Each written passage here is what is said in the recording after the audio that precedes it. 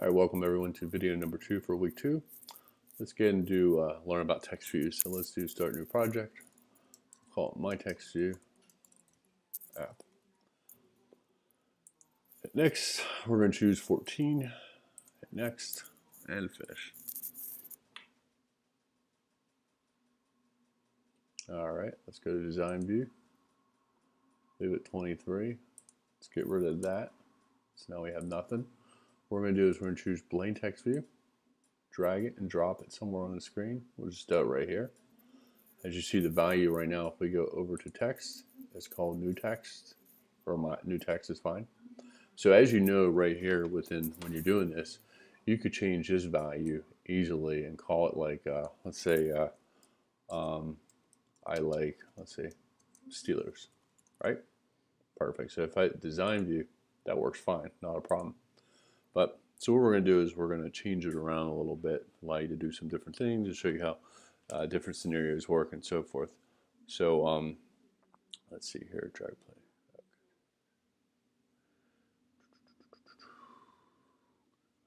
All right, so what we're going to do here is just see what we want to do first. We're going to go over to values, and we're going to set up a string for us.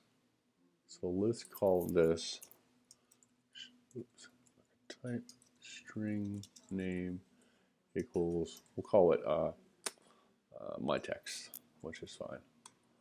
And then we'll do, let's see here, what can we call it? We'll say, I love Android. All right, so now we know this right here is an area that you could put values in here. So, you know, like I showed you on the screen where we had Steelers. Well, in this case, we're putting I love Android. We're going to reference our ID to that. So when the screen loads, it has that value in it. So the next thing that we want to do is, you see the dimensions over here? We're going to go to dimensions and give it a size. So if we go over here and put dimension name equals, we'll call it 17SP, or actually, that's the name. We want to call this right here, we could call it text size. So that's what it is. And then we'll call it 17SP. So now we change the value of it. So now if we go back to content, go to design, Steelers is changed, but we have to reference the ID here. So in this case, all right, so as you see here, we still have Steelers, so we're not seeing the value that we had in the string, which we have I love Android. So we need to go back over here, and we need to go into text mode. And what we need to do is we need to hit return, and we're going to put Android text equals, we're going to add our string, because we're going to reference the string that we use, which is, as you see, it pops up already. We use my text. What we're going to do is we're going to wipe this guy out of here because we don't need him in here anymore. We're going to put Android, and then we're going to do text size. And as you see here, our text size puts up. That's the value that we wanted to reference, this label to text size. So now, if we come over to design, as you see, look, I love Android pops over here. That's what we want because it's referencing, this text right here is referencing, let's see here, it's referencing the value that we put here. It's also referencing the dimensions that we put here, so we put the size. Let's see here.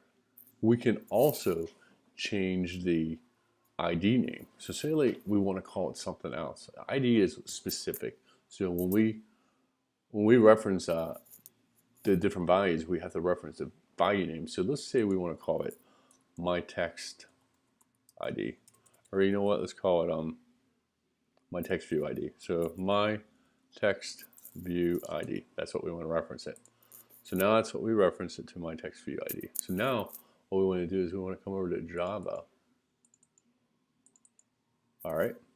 So now what we're going to do is we're going to come down here under the onCreate, and we're going to put some code here.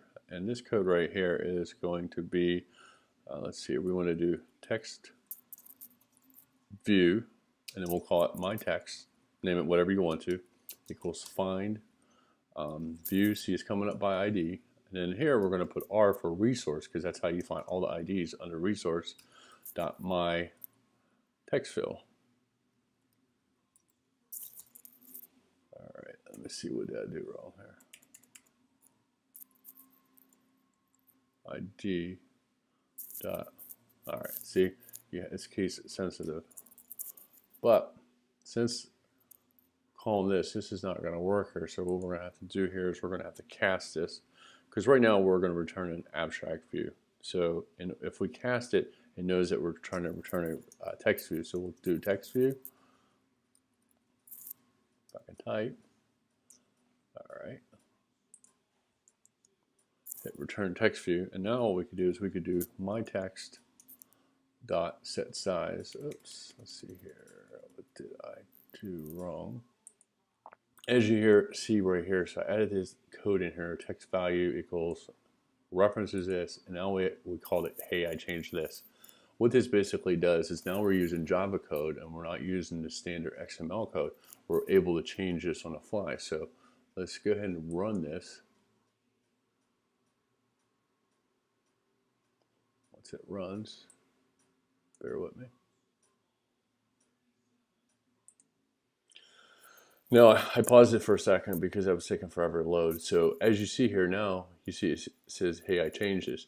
This basically means that when you use the Java, which is a good way of using it, you have many different ways you could do. You could have the standard text, and then we showed it how you could put it in this string, set up a dimension for the size, and then you could put the value based off of XML. Or the other way, you could reference your ID, which we have reference here. We're referencing the myTextView ID, and we're putting the value here in Java code, and it's able to reference back to that text view and use that information. This will help out for week 2 assignment, because you're based off your assignment that you have to do. You can do it a couple different ways, but this is the way that I recommend, because in the future, let's say hypothetically you have an API that is linked to a database, for example, and you have changes that are coming in. Let's say you have a stock app, and so as we know, stocks change on the fly all the time. You could have the database changing every 5 seconds. So behind the scenes, the app is refreshing, it's getting new values, and that value will keep changing and so forth. So this is why you want to do it that way. If you use the XML, then you can't do that, because then you would have to change the code every 5 seconds and then push your app out. So that's why you want to use the dynamic way. This is dynamic methodology that you want to utilize, and this is the end of video number 2. Thanks.